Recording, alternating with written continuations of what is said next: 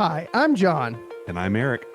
and we are proud affiliates of the You Run Podcast Network. Head on over to yourunpodcast.com to check out all of our content, all of our affiliates' content, and so much more. See y'all there. Hello, everyone, and welcome to another riveting edition of Under the Floorboards, where we laugh at the creatures that go above the night. I am your host, John, joined as always by my beautiful co-host, Eric. How are you this week? Fabulous. Can you guess why? I think I know why you're usually feeling fabulous on these on these particular days, but do you want to tell us? We're doing the Blob. We are doing the Blob with a very special guest this week. We have got the one and only actor and writer, director, producer, and a million other tags, I'm sure, that just come along with being in the indie realm. The one and only Roger Connors. Give it up, everyone. Thank you. Thank you so much. I love my moment of adoration. Earned, I'm sure. Thank you. I was waiting for you to start spitting off the accolades that I missed. And it's like, hey, I've only got...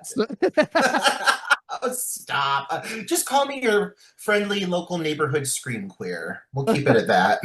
I love that. Screen queer is Thank awesome. you. Yeah. Let's get that on a fucking shirt. Yeah. I know, right? Yeah. Oh, anything these days. I throw it on a shirt. I'll coin it. If I can make some money off of it, absolutely. I need it. All right. If you make this shirt, I will buy it because I worked Pride 2 or 3 years ago. And this shirt doesn't apply to me, but I fell in love with it really quickly. And it's just a white tank top that says raging homosexual on it.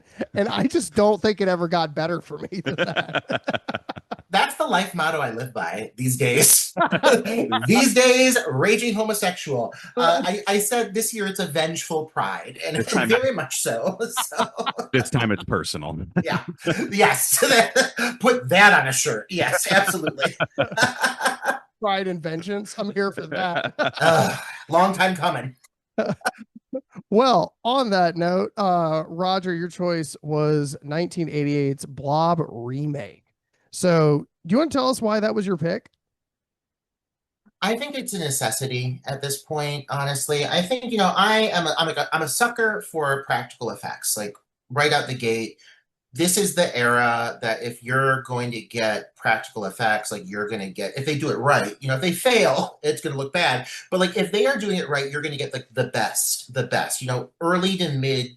I mean, honestly, just 80s practical effects in general really take the cake for me. There's a certain look to it that I just think CGI could never compare, And so if there's a film that really tackles practical effects, for me, it wins my heart. And I think this is an example of the 80s at their finest. But other than that, I think there's just a lot of really great, strong themes in this film that have always resonated with me. And one of the things is I really think that like the character of Meg Penny is truly like one of the most kick-ass final girls we have seen to date, and I do not think she gets her respect. And so it's time to put some respect on her name alongside you two and go in deep as to why this is just such a truly kick-ass remake. So what was your first impression the first time you saw 88, if you can remember that? Because it feels like this has been in your category or like in your catalog for quite some time. I definitely saw it when I was a teen, but I still feel like a lot of my friends were like hip to it, and like it was, I really came to wanting to see it after seeing the Savini remake for Night of the Living Dead, which is kind of within the same era, similar approach. They make it a little bit grittier. And I had a lot of people say, like, if you are responding well to that remake, you're probably going to like this as well. And so I found it on VHS, and that cover art, I mean, that old school cover art of the silhouette up against that pink blob, like just up against the glass or whatever it is, just pressing against it, like it's so haunting, and that visual always stuck with me. And I remember seeing it at the Blockbusters and always being drawn to it. And so I was like, yeah, this is time. And it, I watched it and it just stuck with me. And I've always like brought it up in conversations. It's always one of my go-tos. If it's somebody who's trying to like really come to love the genre, I'm like, this is just such a perfect example of all the things that you want from it. You've got gore,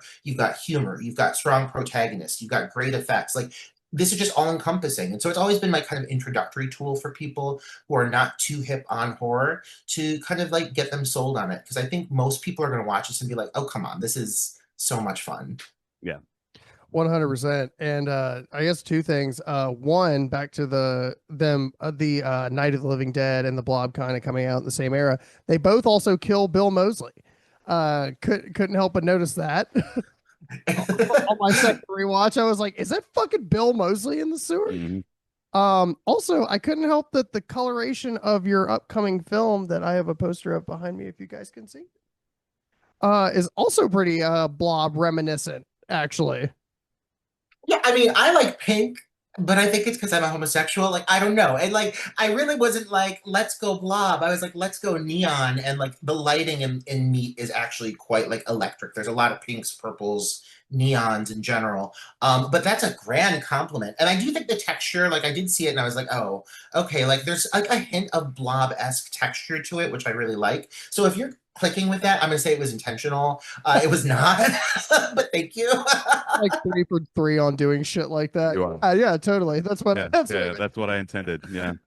So, Eric, what was it like for you? What was your first impression? Yeah, this was one of those movies that I got a hold of via my father, who is a huge horror fan, and he introduced this one to me. This I think was like one of those like sick day moms at work, let's watch a horror movie together kind of kind of experiences for me. And I just remember thinking like it was a good introduction to horror. It was definitely one of the first ones that I watched because it's not especially scary.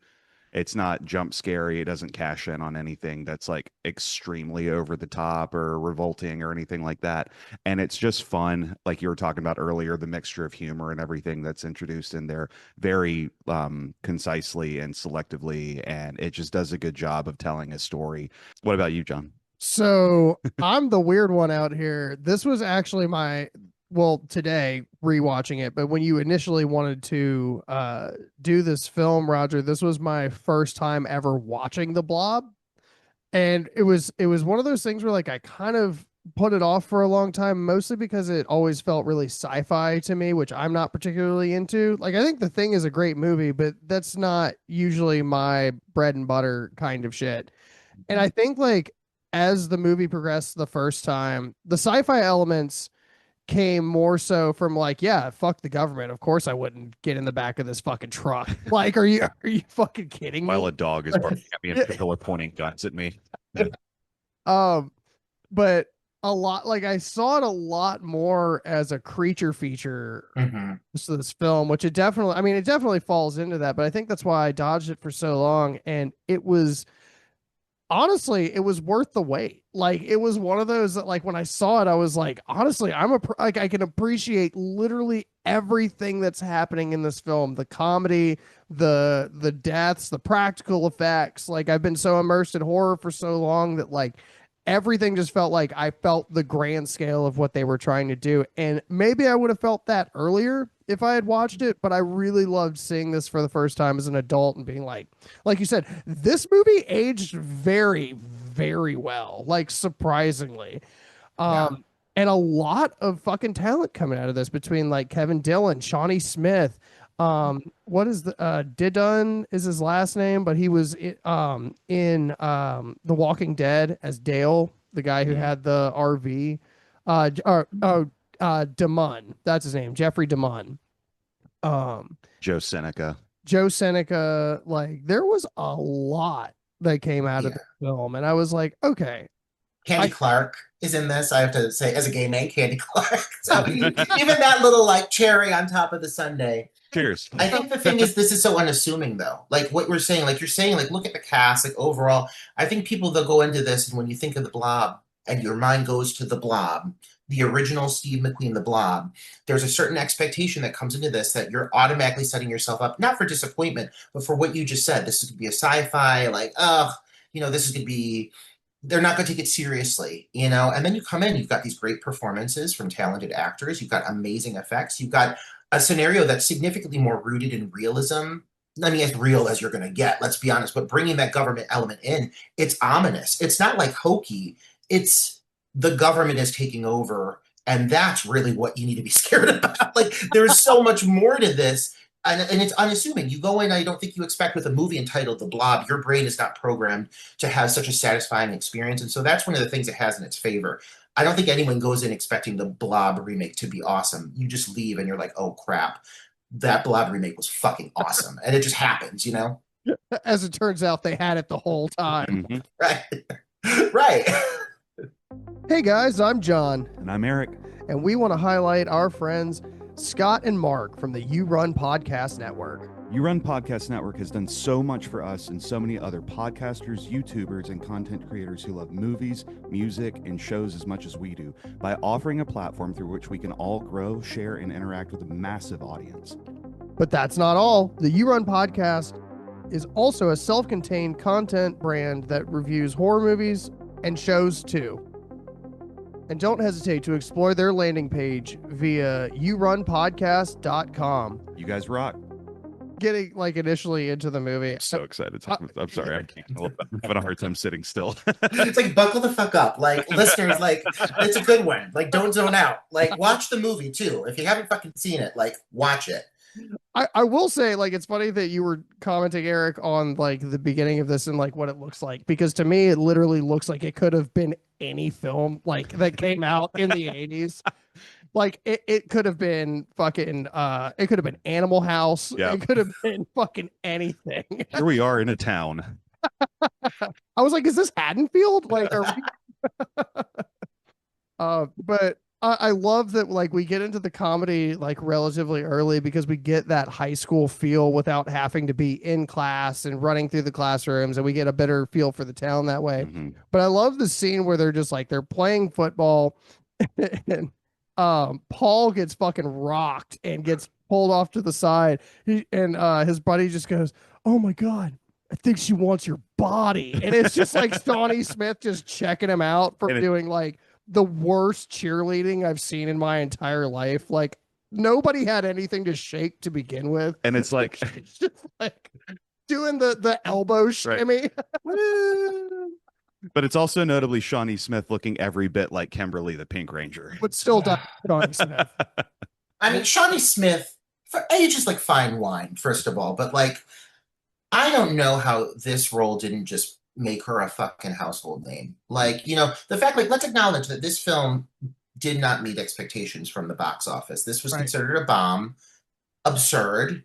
But it was. And it was something that, like, you know, her performance here, she's so magnetic right away. Her up against Donovan Leitch, you know, like the chemistry between the two of them, like, so perfectly capturing that 1950s stereotypical mold that you anticipated having based on the original film. I love how they play against that here, you know, but the chemistry, I think, between this cast and their energy is really palpable. Like, even though certain character, you only get so much time with them before they're dispatched, like, I feel like I know these characters right off the bat.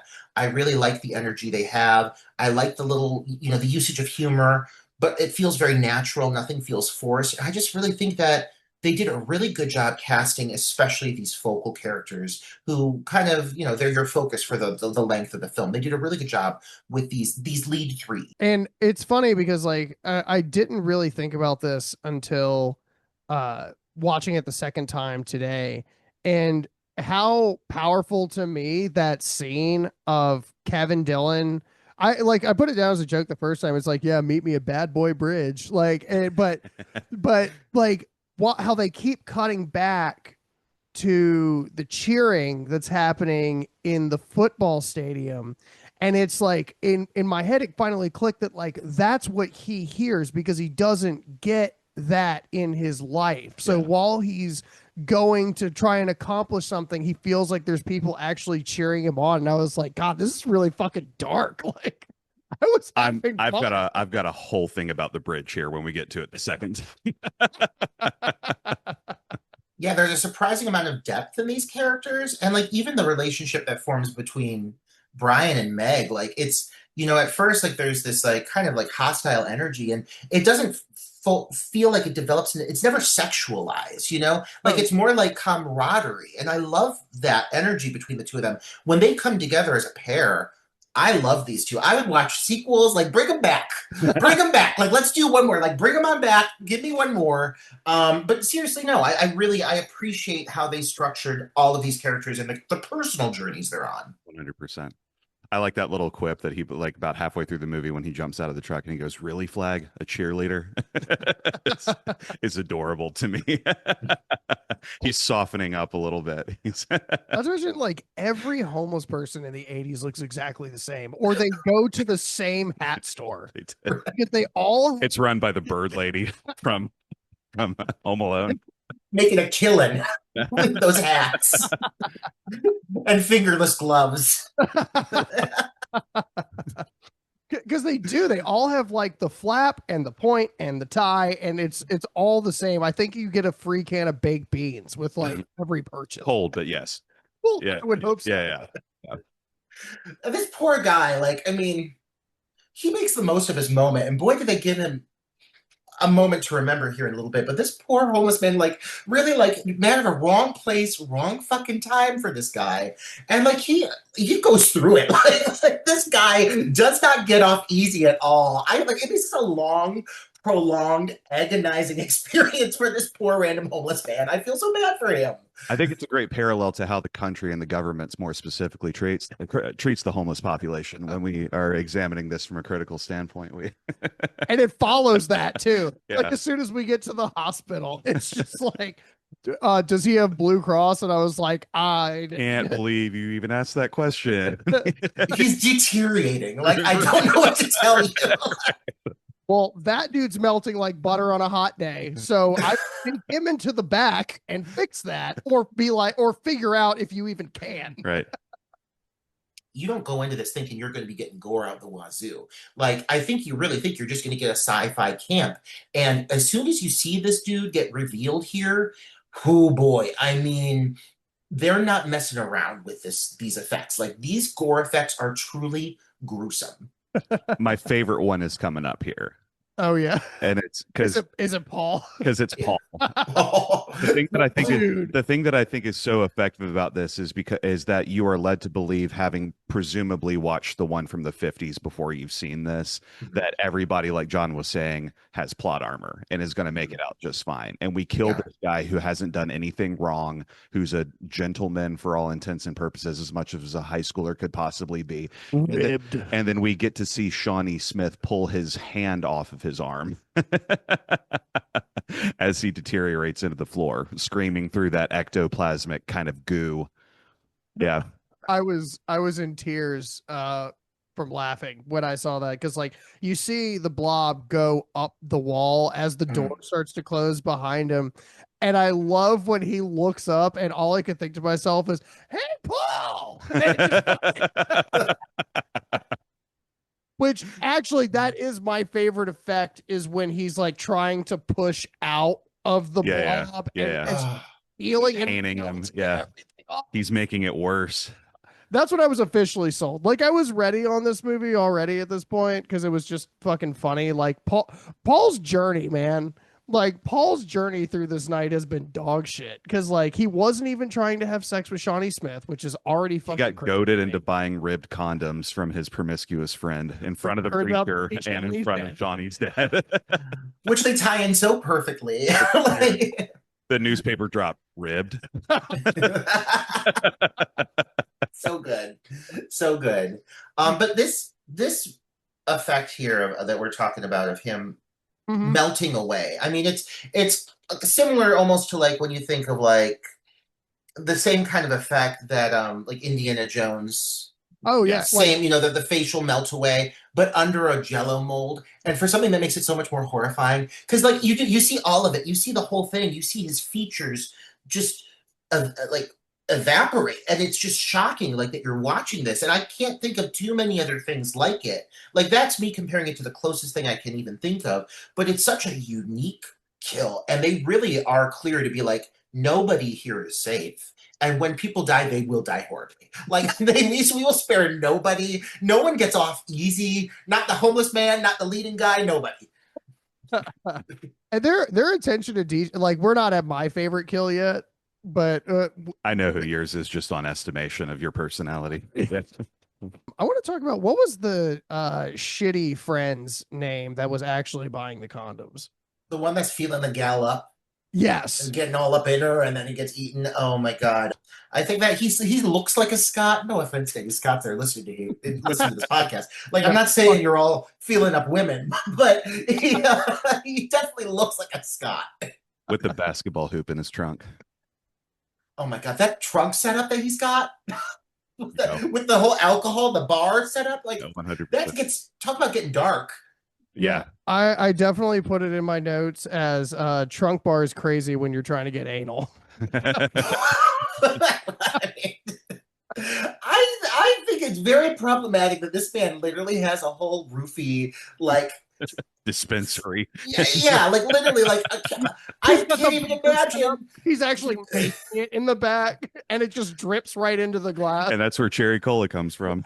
And he's what junior in high school. That's the problem. Like how did he concoct all of this? But here we are. This Crushing poor it in woman. glass. No, he's doing bad. He's just because he's just stealing shit. Stealing all the chemicals. No, and she's out, and she's not even like conscious of what's going on around her anymore. And it's just like, oh, gross. It's what a normal person would call unattractively out. Yeah.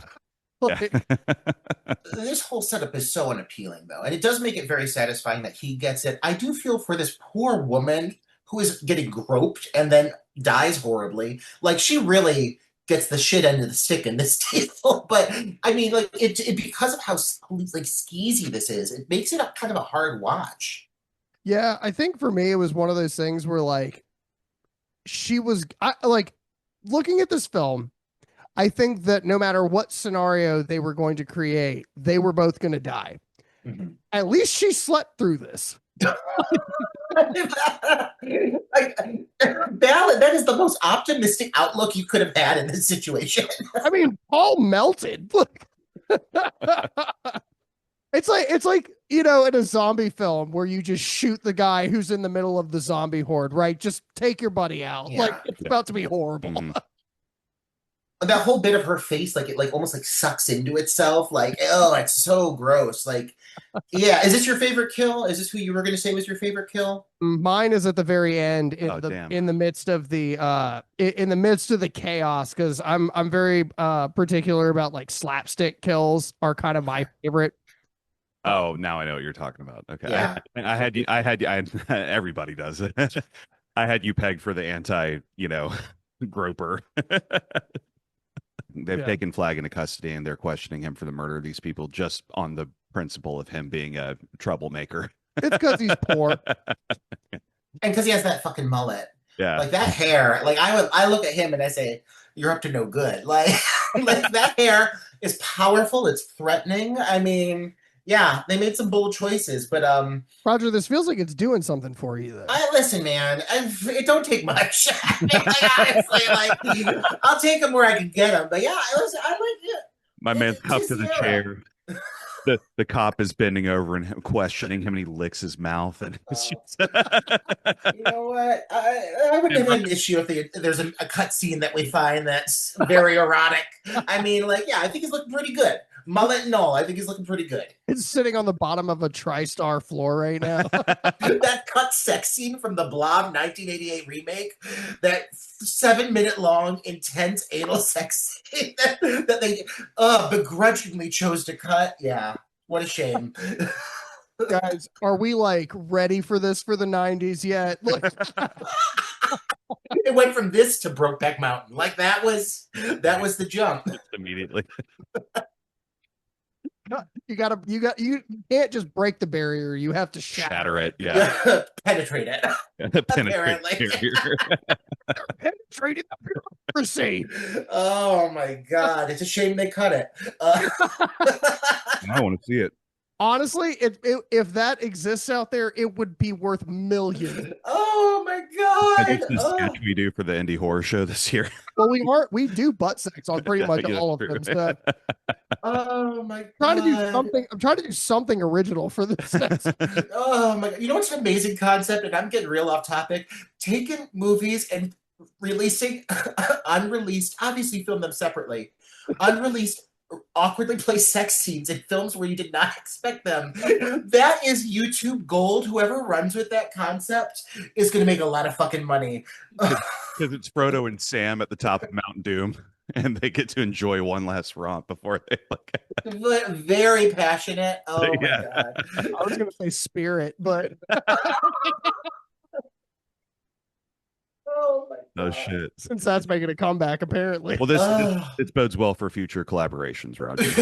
Now we know. Yeah, now we know. Copyright it. Yeah, we gotta get like a roulette wheel that just has like different movies on it. It's okay. Okay, how do we fit this into Inception? Perfect. It's a dream. Oh my God. I've had to stop myself from saying like 3 things. I know, I keep thinking of the worst possible titles to say here that people aren't going to want to listen to me anymore. So I just Bridge to stay Terabithia, silent. no. The Outsiders, no. Fox and the Hound. Fox and the Hound. Oh my God. Obviously, the old woman and the old man. I'm a Oh hound my dog, Todd. I'm a God. hound dog, Todd. Cop is going to come back a trained hunting dog. So this is kind of like where Meg and Flag, after everything kind of went down at the hospital, they're kind of having their altruistic battle royale of just like, you knew that this happened. And he's just like, you're crazy. And she's like, you're just like everybody else. You're not just the poor kid. and he's like, suck a dick. So she comes out, She comes out sandwich. Yeah. Here's your sandwich, Flag. And we start to feel the descent of the Blob is now in the building. And I love this so much because, first of all, we can break down this kill a little bit, but one of my favorite parts is as the cook, dishwasher, probably manager, executive chef, much like the indie world where HR probably, no, I think Kathy's HR. or Candy Clark is HR. Right. She definitely strikes me HR. But my favorite part of this scene is when, first of all, you see the little legs coming up out of the disposal, and Candy like steps forward a little bit like she's gonna do something, and I'm just thinking to myself, there is not a waitress on the face of this earth that was going to try and unclog that drain. No, 100%.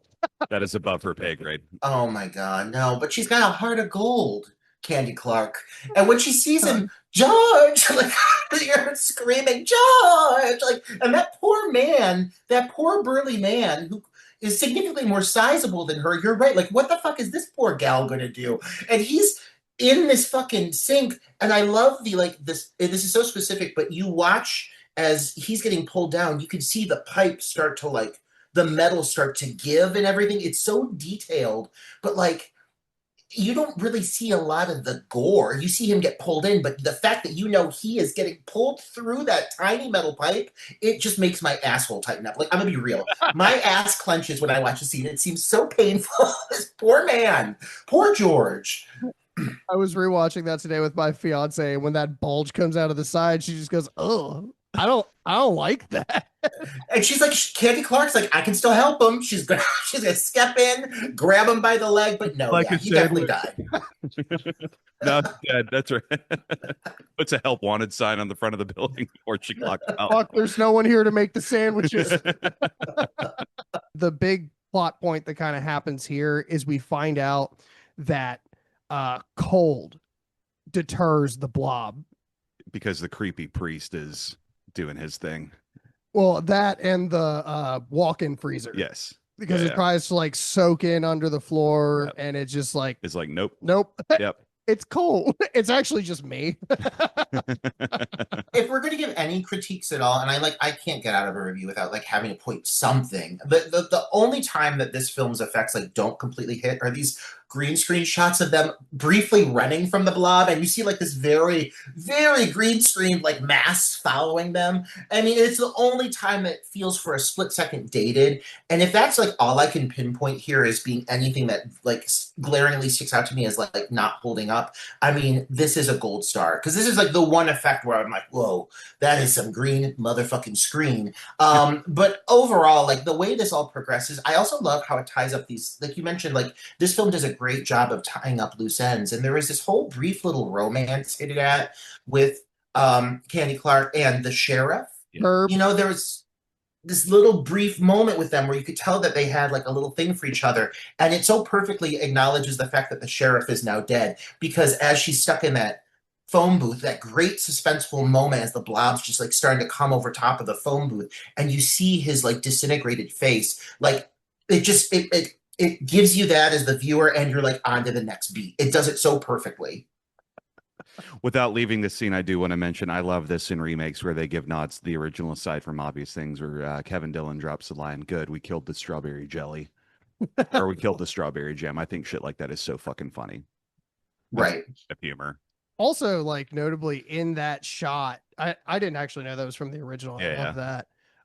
But that shot over top of Candy Clark in the phone booth looked like it was so hard to pull off, and it looked so fucking good. It looked so good. Like even to today's standards, I think that shot looks incredible. super effective. Yeah. It is the brutality of like she's standing there, and I love that you even see like the blood on her hands as the blob's starting to like singe her skin, and then you just know it's going to happen. But it's the violence, and like honestly, for me, it's like it's the almost like liquid like texture the blob takes on for a moment, because it does change textures. The one cool thing about the blob, the way that they've evolved the blob in this remake, is like at times it has like tentacle like tendrils that come out. At times it's like peeling out of itself, almost like a shell, like a crab, pulling out of its shell and building a new one. It has so many different textures to it, and I think that they really play that into its favor. And so the way this thing just erupts is so violent. The way that mannequin,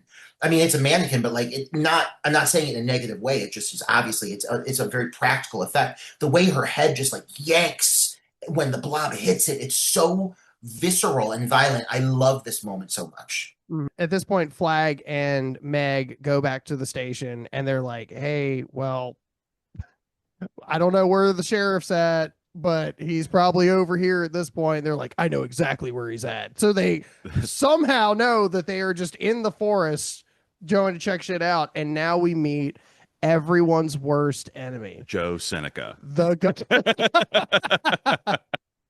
Not far off. The United States government.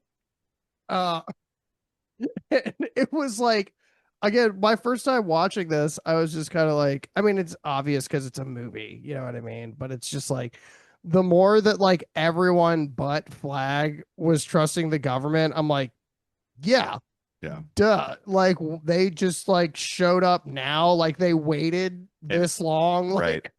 And he's like immediately honed in on it. He's like fucking with them. He's dropping quips. He's not complying with what they're doing or asking him to do and things like that. I mean, he knows what the deal is. As somebody who's had a problem with authority his whole life, he knows how to handle these situations. And they don't shy away from making the government come off like dastardly. Like these fuckers are maniacal. Like, like they are very much like played like as the villains here. And I do think that's one of the reasons that this is a remake that does manage to like hold up, is because like tonally, it's not like they took the caricature route here. Like they play them as very calculated and intentional, and they are not at all phased by the fact that like their solution here does basically entail like destroying this whole town and all the people within it, and the loss of human lives, the casualties. They're not phased by that. That is of no importance to them. That feels so relevant today. It feels so relevant. And it's crazy like watching a movie like this. And I'm not gonna be like political, but like watching it, it does make for like the comeuppance at the end so much sweeter. Like there are so many fuckers in this film who have it coming and they fucking get it, and it feels fucking good when it happens. I would say you're always welcome to go off on this show. I'm pretty sure everyone's aligned here. Yeah, it's all good. Nobody feels safe right now. And we're all like, ha, ha, ha, ha, right? Yeah. That's a defense mechanism. That it is. I don't even eat Cheetos anymore in protest. The color orange, and I just scream. Inaudibly, I'm just screaming. I think where they kind of start talking about privilege in this film to me, because Shawnee Smith is just like Shawnee Smith and Kevin Dillon both get put in the back of this truck, and they're like, "Oh, we're just going to send you back to the city and everything's going to be fine. We're the government." And Shawnee Smith's like, "I think we should just sit right here." And Kevin Dillon's just kind of like, well, fuck that. Why are we trusting them? And she's like, well, why wouldn't we trust them? Right. And I was like, that's a level of growing up that I could never understand. Mm. What do you mean? Like, I completely agree. He kind of has his Aladdin moment there. I'm a street rat. The town hates me. They rejected me.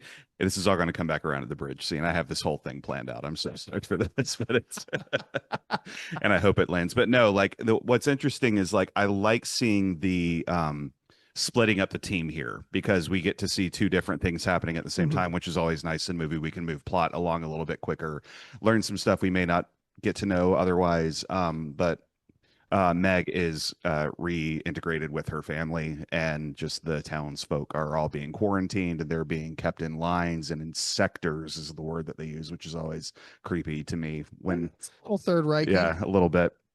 Meanwhile, Flag has decided to return to the secret government base where they're examining where the strike was, where the meteor strike initially was, and he hears all kinds of scary shit. Oh, just slide right into it. We're literally getting into what you wanted to talk about. Oh, okay. Well, no, I had this for some reason when I watched this when we were initially going to do this movie, I was narrating this scene as Jordan Peterson. I'm not sure why. But I had this whole thing where he jumps the bridge finally because this has been a thing. Like obviously it's a goal of his, but I had this whole I had this whole like and the gap between the bridge represents his gap between society. And he has to jump it with his motorcycle, representing his transition from boyhood to manhood to save the very town that rejected him. But for the truck behind him, it was just this big goddamn hole. Like I was in tears watching this sequence. I don't know. I hope that landed. I was cracking the fuck up. No, I appreciate it. All I put in my notes was "Here comes the jump." Yep. LOL. And it is so fucking epic and like deliberately campy in a way that's so satisfying. You know, it's just I don't know. I really love that sequence. I do love that he really went like on a 30-foot jump and lost every aspect of the US government Right. except a fucking helicopter. And even the helicopter got lost. Yeah. It was like, fuck, he went invisible in the air. My UAV's doing nothing. The rifles are missing everything. There's like 8 rifles pointed at him. None of them can hit the shot. He throws up the big middle finger at the end. You know, it's so sick. I think there's something like huge to acknowledge with this film, the fact that it takes the time to give these characters these kind of heroic moments, though, because both characters get these big moments, you know. And there are films that do it where it feels like so like not deserved, and you're like, oh, this is campy or this is like over the top. But like by this point, for both of these characters, I'm like, fuck yeah. Like, I'm like, all right, like, I'm on board. But again, there's something about their charisma and how they've developed them up to this point that, like, a moment like this, like, I'm sold on it. I get what you're saying. Like, it does take the time to kind of inject that element of psychology to this. It's not just him doing a sick jump. Like, he is overcoming kind of his own personal struggles and like coming out the victor, which he's been wanting this whole time, you know? And so I really love this journey for his character. I do love how it kind of shifts though. Like really the narrative is perfectly set up that it feels like he is going to step into the role of the hero, focal hero moving forward. And I do love like how this suddenly makes a sharp pivot to really allow Meg to step into the focus role at this point. Like this whole sequence coming up of her getting into the theater and everything that comes from this really launches her into the spotlight. And so for the remainder of the film, she is, I would say, the top focus. And I think it's an unexpected pivot, and it really does this film a lot of favor. 100%. And I agree. I like that it feels like everyone's getting their flowers at the end of this, right? Like at least the characters that we really have grown to care about, because they're the characters that we've been given by the end of this. And I fucking like, I liked the government chase because again, it's like, yeah, sit and spin, and it, and but I really I love Heathers. I'm sorry, that's a I feel like I quote Christian Slater a lot more than like most people should, but it was I love that theater scene because I really get that from Shawnee and like and Meg's character, because it's the first time that she's gotten to really take the forefront, because she's been like a survivor through a lot of this so far. And we talk about this on the show sometimes, where were you a final girl, or were you just like incidentally not the first one murdered? You know, like when you look at Right. like the first Friday the 13th. Did you survive Like the she, movie, or did you control the narrative? yeah, Did you take a exactly. position of leadership? So Yeah. lucked out. I'm glad that you got your coffee 5 minutes late, and that's why you're fucking alive right now. Right. Yeah. Yeah. Right. Whereas like now she's in like full on battle mode. Yeah. And that's what was really cool about what transpired between the theater and getting her brother into the sewers and actually getting them to survive. Also, like, we talk about the fact that this movie's not afraid to kill kids. Yeah. That Like, was yeah. The best part of the fucking movie. It's the best part. Kill them. Kill all of them. Like, kill them and eat them and make it violent. Like, yeah, best part of the film. And eat him. I love seeing a little brat go down, though. You know, there's something so satisfying about that. But like that, but yeah, like fuck that kid. Like fuck that kid. I hate people who like, I'm gonna put my foot back up on the back of the seat with a partner, with a person sitting in the seat in a movie theater after I was just, yeah, and that's karma, bitch. And no, I just, because that was the thing. I mean, I want to circle back just a second, but we can keep going. Like, her spark was now she has to protect her brother because her mom and her dad aren't going to do anything about it. They're in quarantine sector or whatever the fuck. But yeah. Also, like, notably in the theater, this was clearly before what's it called? Epilepsy existed, clearly.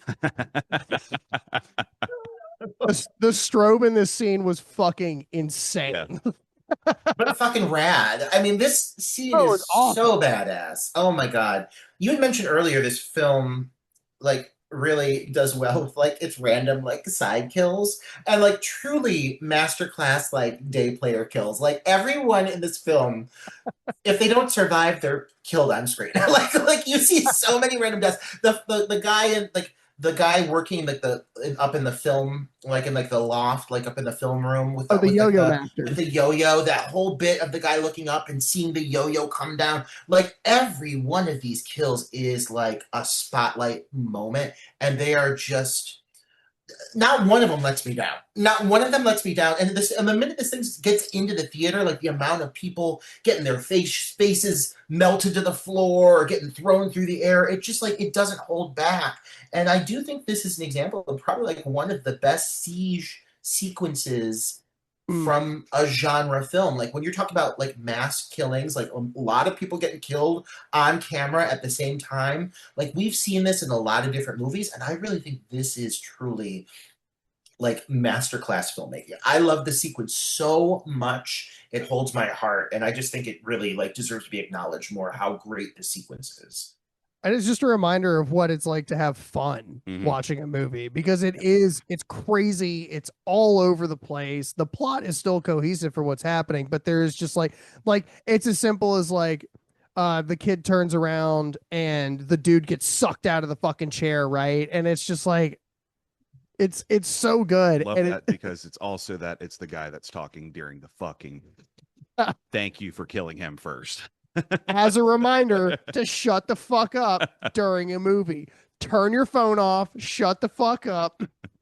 I will say sometimes, and I've gone to some indie premieres where like it is fun to like root when somebody comes on screen and like stuff like that. But like, this guy is like straight up has clearly seen this movie twice before he brought this date. She's got to escape to the barn, but she's not going to make it out.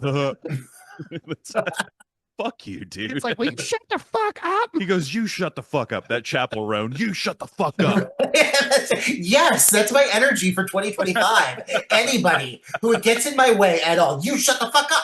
I'm trying to match that. It was sick. And then like we get Stewart chase scene. Yeah, it's crazy too. Yeah, it's crazy. Because again, like, and we talk about this on the show all the time. You know, let's get back to killing kids for a minute. I am not an advocate that says we should be killing children in films. I am going to say that if you are in the universe that has been created, you can get it too. And Thank you. And that was my biggest issue with Evil Dead Rise. was the smallest girl had the clearest day plot armor that entire fucking movie. She should have died a dozen times. They're Yeah. deadites, dude. Like, we were talking about some of the most evil creatures that cinema has ever fucking seen. They don't care that you're a child. Like, they just fucking don't. And you're not going to convince me otherwise that she just incidentally lives and that this other giga deadite that's got like 30 arms or whatever is trying to just like bait this other bitch down to save her. No, like, she'd have been in 30 pieces at this point. Like, what are you talking about? But that's kill your local kid. But Doesn't advocate for killing children. Kill your local child. I think it's a huge letdown to acknowledge, though. Like, I mean, I've covered so many films recently that like had so many prime moments where like killing the kid, like, and yes, I'm not yearning for the death of a child on cinema. Like, let's be clear, but like, there is something about like if you're going to take it there to amplify that moment, like sometimes like maybe it is the right thing to do, and like in this film, it absolutely was. It's like this is an example of the right time to kill a kid. It's a disposable kid in a prominent wardrobe. You know it's him. And like he was the right one to fucking die. Like he was the right one to go. And like it does really amplify the risk factor. Like it does make it clear, like in this film, anybody can get it. And once you establish those rules, like it makes the experience more thrilling. Yeah, it deteriorates the intimidation factor of the monster if both of those kids get out of that sewer. mm. It just does. Yeah. Because then we start feeling that way about anybody that we Right. see. Yeah. You know? Which again, the second time watching this, I actually didn't realize that Bill Moseley was in it until I was watching it the second time. And he's like, starts talking and it's kind of clouded in his thing. And I was like, that's fucking Bill Moseley. And I was just like, I guess he's just fucking cameo candy, but like, but I was here for it. It's just enough. It's just a kiss of Bill Moseley. That's what I was gonna say. I feel like cameo candy is exactly what it was. 100%. Because that's when we move forward a little bit, but that's when Flag is down there with her, with Meg, and they get sealed in the shit by the evil those motherfuckers. Yeah. Maniacal. Yeah, the evil Colonel Joe Seneca. Yeah, he the line that he drops because they're like, so what do we do with the town? This thing could potentially be bigger than the entirety of the United States in 1 week at the rate that it's growing. He goes, well, I guess everybody in town's expendable then. And that's, yeah. And that's just, government shit. Yeah. Government do be governmenting. Yeah. Government. Oh boy, do they. Yeah. Oh boy, this seems really like not far from the. In fact, it seems actually a little bit tame right now, considering the realm of possibilities. Truthfully, I'm glad this movie now instead of when we originally did it because I feel like it's more poignant now. Oh my god, I definitely feel like I'm gonna have to tell my mail lady where my claymores are in my front yard because I don't want anything to happen to her. She's not a kid. Hey, if some kid runs up the middle of my yard, that's one less Christmas card.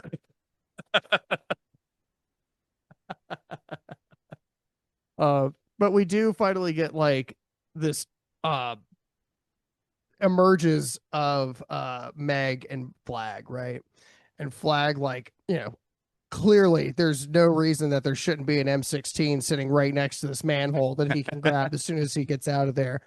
He starts waving his gun around and calling me a motherfucker.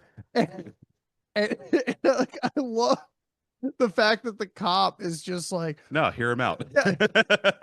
But you guys put your guns down too. And he's like, kill him. And then everybody like turns their guns on the cop. And I was like, federal versus local. Let's go. Yeah, right. I'm just stepping back. But obviously, the Blob is not very far behind. So this is where we get a great kill of Dr. Meadows. Yeah, this one's sick.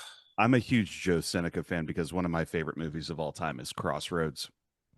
And he plays a harmonica player that knew Robert Johnson. and the, it's a blues lore. There's a lot of cool music. There's a lot of cool storytelling in this. So this is where I know Joe from, and hearing him outside of that, like that like Mississippi accent is kind of strange. But him, I just want to say, like, when you say Crossroads, the first thing that comes to my mind is the Prison Britney Britney Spears.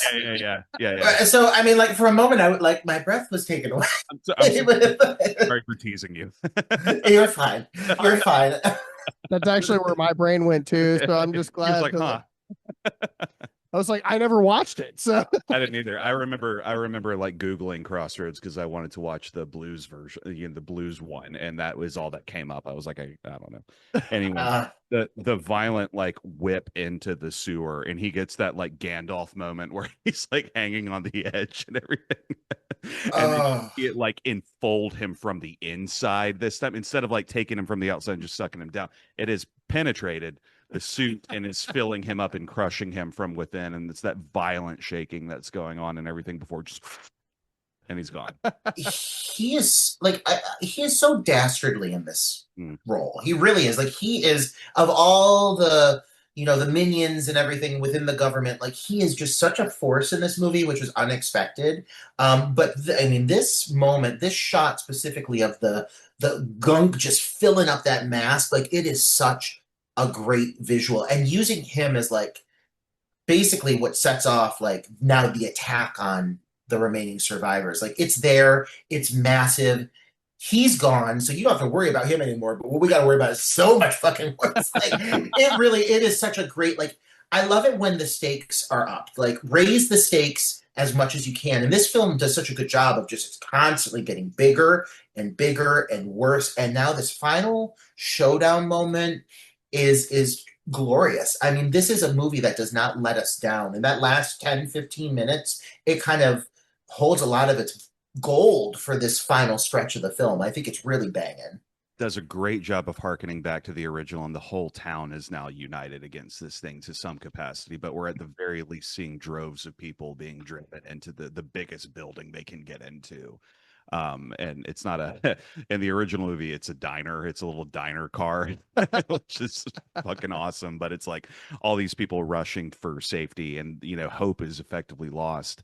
And Meg has I don't want to skip too far ahead because I think you want to talk about your favorite kill first. So my favorite kill actually happens in the midst of this chaos, and everybody is getting driven back into the town hall.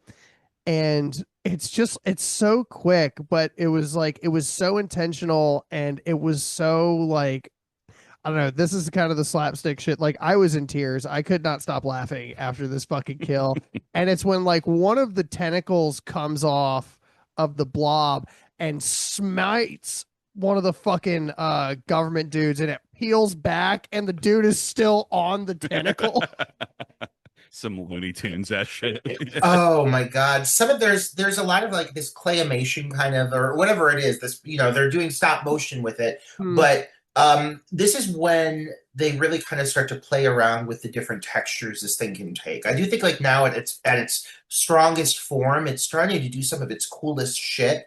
And you're right, like when it forms these tentacles, like it can change its texture enough that it can be used to like create a massive fucking blow. And it's amazing how much more intimidating this thing is when you look back on the original movie. Like, here is an example of a film that took the core of what the original film was, but it built upon the villain so much, and so much in its favor. It's just so much more intimidating in this film.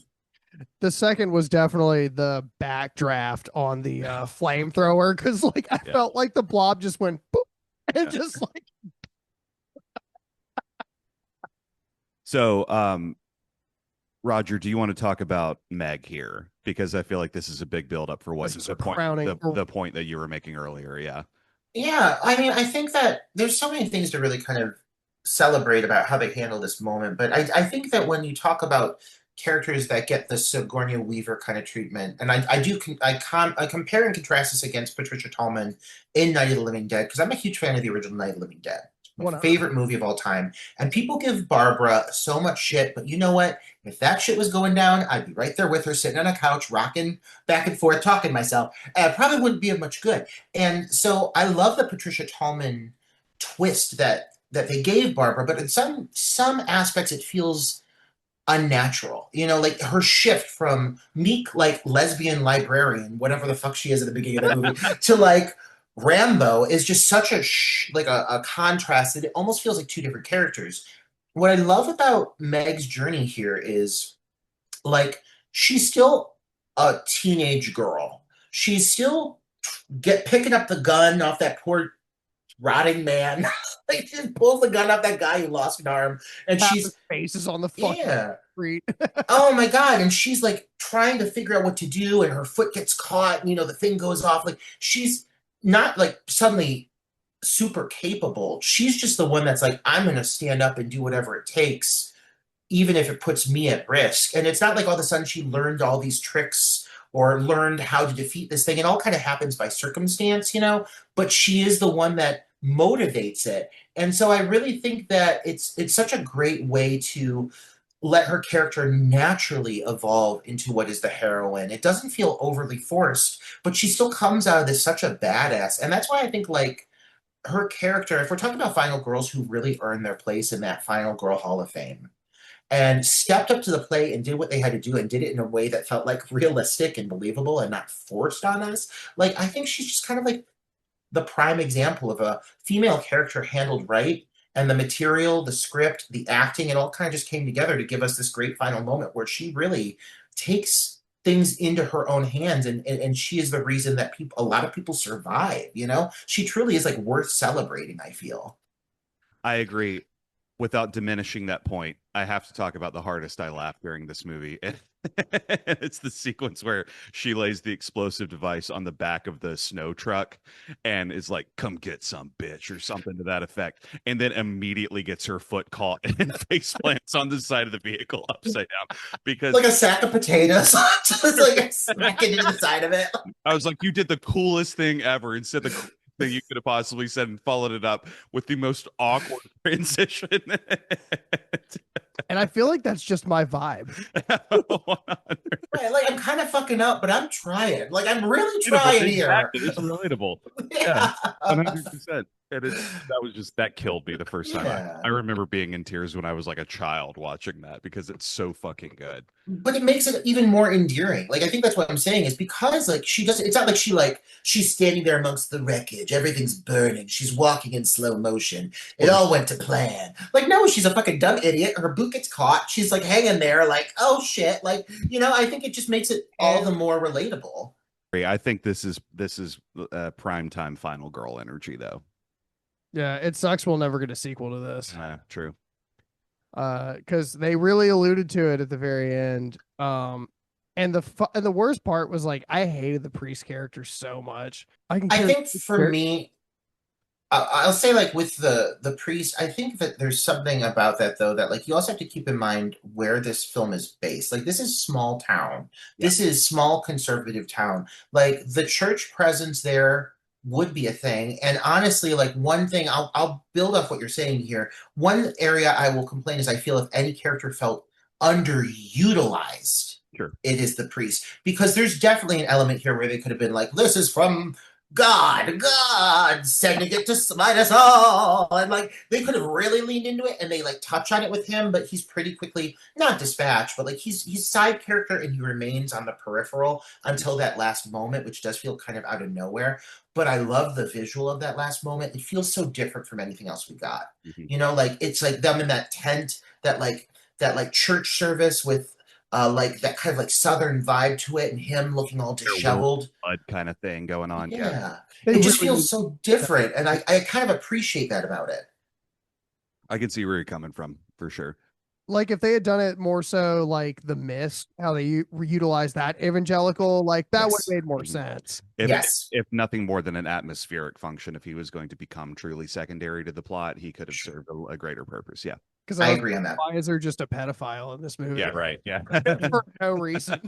By the way, I do like though if this film's the one that's calling out the government, I like that if they choose to incorporate like religion at all, they're immediately like, pedophiles. Like it's Yeah, like two scenes with the guy, and that's all it took to be like, this is a very pedophile heavy energy you're giving off here. So 100%. I think like they knew what they wanted to say about the government, and even knew what they wanted to say about religion. They just didn't want to say it that much. Like they were just like, we're not going to touch on this too much, but we are going to acknowledge that both of these things are problematic here.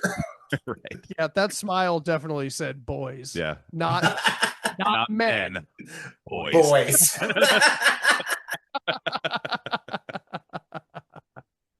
Oh. Well, and that is the Blob Super sick. in a nutshell. Great fucking flick, dude. That was an Yeah. amazing pick, Roger. And before we get into some of your stuff, do you have any final thoughts that you want to say on this film?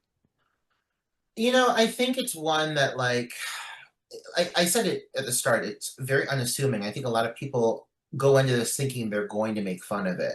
And I think that's like kind of a bummer, but also it's kind of its hidden weapon. So I really think that this is a film, or at least I've learned more as I've like gone to more cons and everything. I think this is a film that's really kind of treasured by horror fans, and I love that because I always thought I was alone in adoring this movie. And the more I've gotten to know people and talk about it, I realize like this is truly like a jewel, and it's finally getting the love that it deserves. And like you mentioned, like seeing a sequel, like it's perfectly set up for a sequel. I do also like it as a standalone though, but they keep talking about doing another remake of it.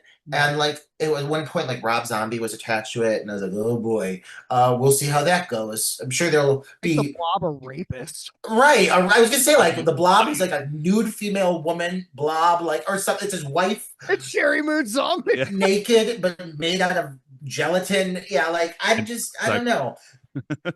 So let this be what it is. I don't. I this film. I'm sure they're eventually going to remake it, and I'll be excited for it. But like, I think this is just such a perfect time capsule of the 1980s at their the best of the best of the best. And I'm just so happy to hear that there are so many other fans who cherish this film the same way I do. Absolutely. What about you, Eric? Nothing I haven't said. I mean, this is one that I guess is very obvious at this point, but it's definitely on like the recommendation list. If you haven't picked this up, go give it a spin. It's an hour and like 36 minutes long or something like that. Super quick watch, very front to back, fast paced. It doesn't really give a lot of empty air for you to look down at your phone and scroll for a minute. It's a good movie, just fun. Also, just stop doing that. Like, I agree. Stop looking at your fucking phone when you're watching that's a movie. one of my biggest pet peeves. Like when somebody like fucking like recommends something to you or is showing you something, pay attention. It matters to the person, and the person matters to you, and that should be enough of a reason to give it the yeah. Anyway, Um, pro tip. uh, Roger, you made a really interesting point earlier about how this should have jettisoned Shawnee Smith a lot higher than she is. Which is interesting because I had never seen her in anything until Saw, which is one of my favorite franchises of all time. And it's interesting to see this because I like again until I found out like how the box office did, I was like, ugh, but like why? Because this movie was great, and like you said, it really kind of shows that penultimate of what everything has to offer in this generation. Like if you put everything on that same playing field, and it's a shame that it didn't. But the idea of her not becoming Amanda someday kind of like it's like the step on the butterfly effect. Yeah. And I hate the idea that that wouldn't It happen had like someday. a Sigourney Weaver trajectory in this movie instead of yeah. Johnny Smith and Galaxy Quest would be crazy. In I think it's so cool though if you look at her career that like even though this didn't hit, like and she's been attached to an array of genre films. Like she did the Carnival of Souls remake. Like she's been in the genre forever. But I love that it was such a prolonged journey for her, and she kept doing it. And then all of a sudden she hit Saw, and then she hit household name. But like really, if you look at Shawnee Smith, like she's been in the game for a long fucking time, and like that name has earned the respect that the horror community gives her, not just because of Saw. It's Right. because of the Blob. Like the Blob, like that is why I love her. You know, I love Saw, but her performance in the Blob, I think, is truly her finest moment. Amongst several moments I really love, you know, and from her career in general. And so I do think that this is one that like deserves honor on her name. She's a great fucking final girl. Meg Penny is like a top 5 final girl for me, and I'll physically fight someone in her name. I really will. I have her at 6. Ju- Justice for Meg. Get ready. Oh man. Well, thank you for that pick. That was honestly a great experience. Like I said, I had never seen it before. So I'm just glad to get to talk about it. yeah, It's a lot of absolutely. fun. Absolutely. Speaking of things to talk about, Roger, it seems like you have quite your own list of things that are happening right now. I know that you just had your first premiere for Meat, which is very exciting. You have a hell of a casting crew. Notably, shout out to Derek Worley, who we absolutely love on this show. Incredible special effects artist. But you also have some really, really great performers going on in there. So tell us a little bit. I will say I haven't looked at any of the story points yet because one of the great things that we get to do on this show is kind of hear it firsthand. So give us a little bit, if you can, about what the story kind of is. Totally, totally. So Meat is an LGBTQIA plus themed slasher. And my goal was always to deliver on both fronts, give people a truly queer experience. I'm a gay man, like that's what I fucking write. So sit down and watch it and shut the fuck up. And I also wanted to deliver as a slasher, you know, like I wanted to make sure that it wasn't just like leaning super queer but going soft on the gore. Like I wanted to make sure that people who are coming to this who maybe aren't queer or just haven't really experienced cinema like this before also get that full horror experience. So it's dealing with a group of friends who meet a guy at a gay bar and they take him to a bathhouse, they get him drunk, they drug him, he ends up overdosing and dying. They find out he's 17.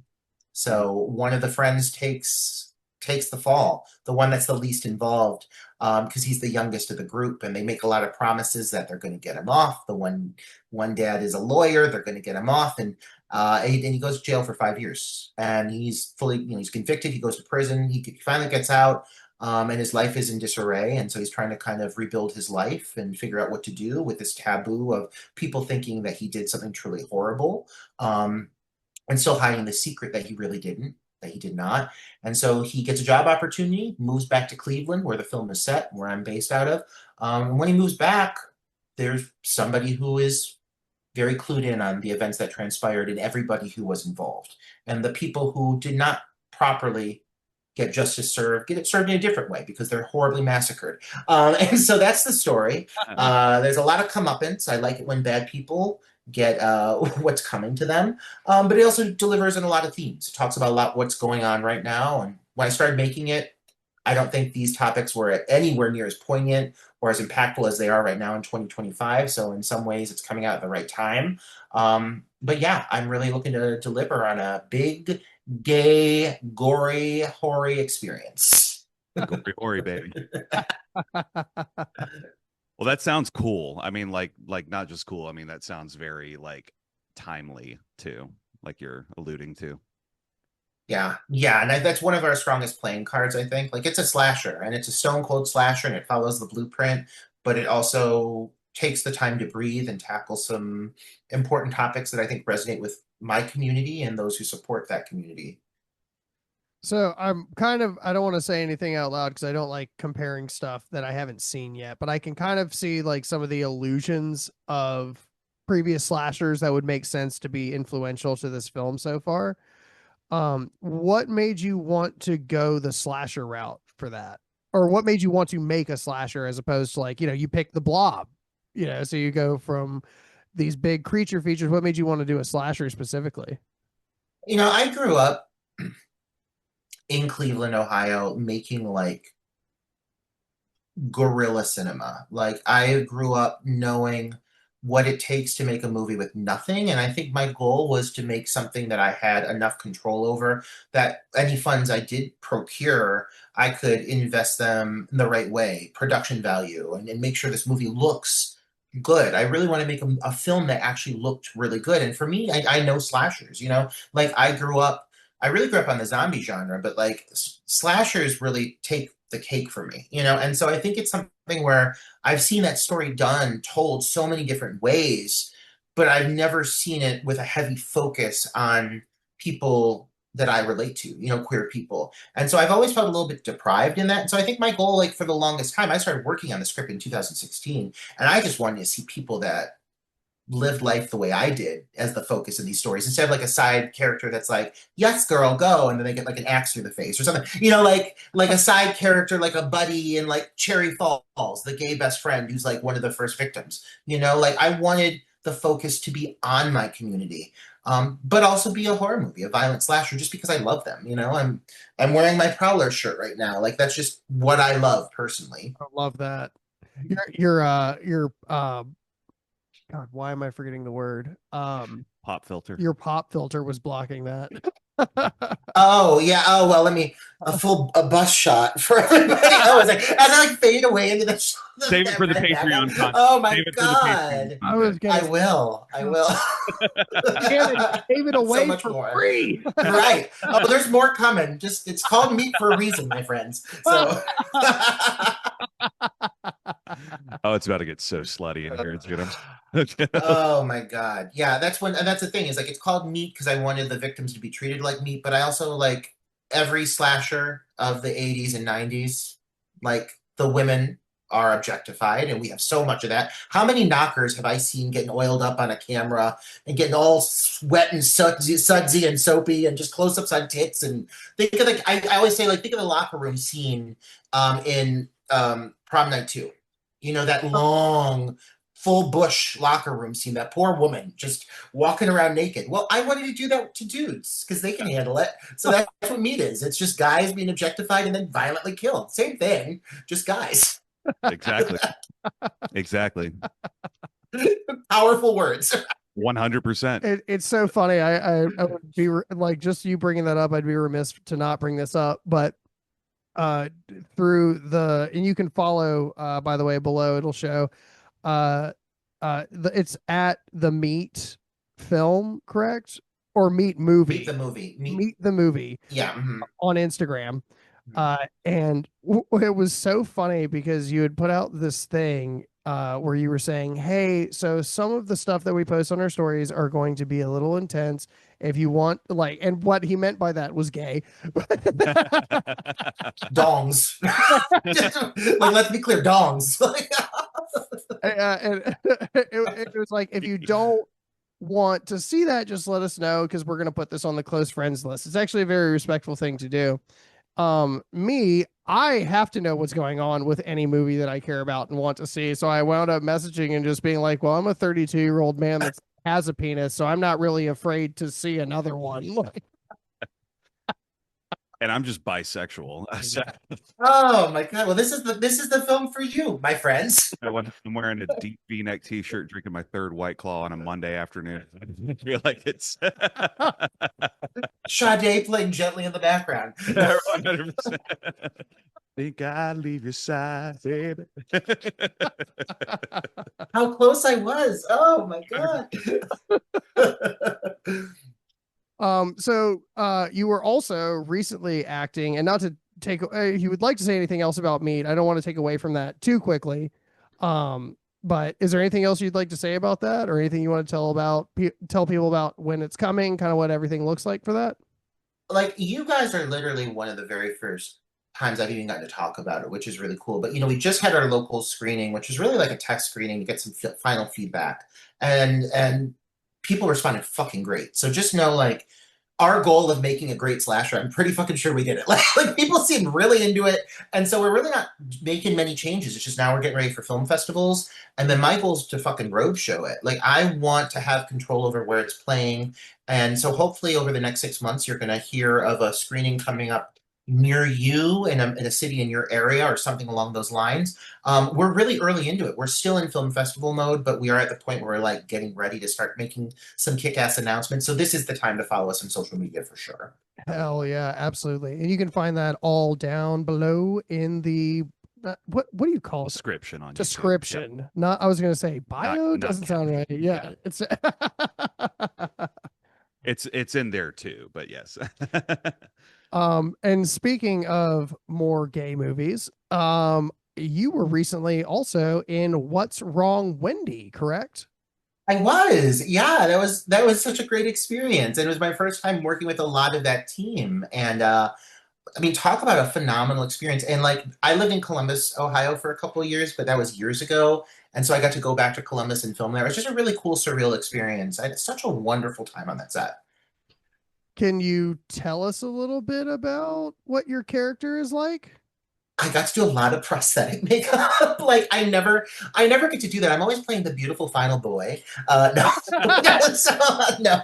I'm normally playing like a fat dad or a cop. Like, let's be real, a hardened, sad individual who's been through a lot of things. But no, I got to do a lot of extensive makeup, extensive work. I was on set for 2 days. I got to play a demon.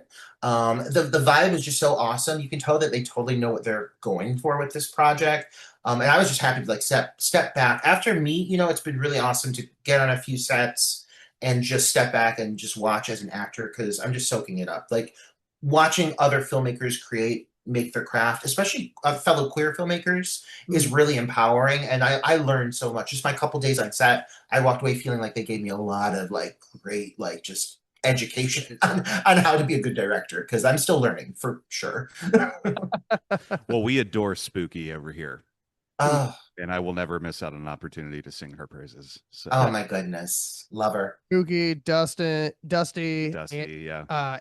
Anthony, Leah, like absolutely. So it's really, and when I saw your announcement for being on that, I was like, that's really cool because I'm like liking a lot of seeing so much intersecting talent Yeah. in the indie horror community, and it's very obvious, and I think that we have a really good palette for reaching out for when something looks awesome. Hell yeah. And that was one of the things, like before I knew Caitlin was in your film and all this kind of stuff, I was like I saw the slasher over here Yeah. and I was like, that looks dope. Like Fuck yeah. That's what I fucking want to hear. that looks fucking dope, Yeah. dude. Yeah. Little Cenobite energy in there somewhere. Yeah, little. I wanted to give the vibe of like, do I want to fuck it or do I want to run from it? And like, I think we like found that middle ground. So now I feel like he actually wanted to say. Earlier I was because Eric hadn't seen the costume yet, and I was like, it's so crazy because it looks like, because I was like, the mask is so fucking cool. It was like the slasher looks like one of the most diabolical and gayest things I've ever seen in my life. Perfect. Perfect. That was so important though. Like truthfully, like, and that's one of the coolest things. Like one of the biggest feedbacks I've gotten is people are really responding to the stud, which is his moniker, the stud. Like it is perfect. We can say it. But no, like the coolest thing is that like people are saying like, okay, you definitely have captured the gay undertones. Like it is fitted. The costume itself is like rubber and vinyl and it's very sexy, but like also like he's still threatening. Like I think of movies like Hellbent, like I don't know if you dove into Hellbent. The killer is affected, but he's like this beefcake stud. It looks like a porn, and I love it. But I'm also like, I'm not necessarily scared of it. I wanted people to be scared of the stud. I wanted him to be intimidating, and so that was really my goal here. Was try to push the fear factor, still let him be sexy, but not like to a campy extent. Yeah, 100%. And I think you nailed it. And I know that this is one that we're really excited to see. I see this doing really well in the circuit, and I'm really happy for you, man. Yeah, Thank you. Before we get off here, first of all, if you would like to hear any more, check out our Patreon where we'll be having a very special guest. I can't imagine who it would be. it's also going to be shirtless. Nobody knew Fuck that. Yeah. But and you can check that out for $3 a month, which is less than a gallon of gas in most places still. Also, we'll be talking more about really everything. We'll find actually we'll save the pizza for the Patreon. Yeah. That's really what I wanted. Yeah. But before we get off here, Roger, do you have anything to say to your fans? Oh my God. First of all, you exist. And I didn't know fans existed, so that's great. But thank you if that's the case. Cool. And yeah, just like get ready, because I really think that the next couple months are really gonna be very definitive for me. And I can't even begin to announce like what's coming up. There are some really exciting things, but like we've got some cool fucking shit in store. So stick around. Hell yeah. Well, guys, that was the Blob 1988. That was Roger Connors. Make sure to check us out on the Patreon exclusive interview. And thank you guys once again for joining us where it creaks, it cracks, and we laugh at the creatures that go bump in the night. Give it up for Roger one more time. Thank you. It's like if my cord gets caught and my headphone like all right. Good night, everybody.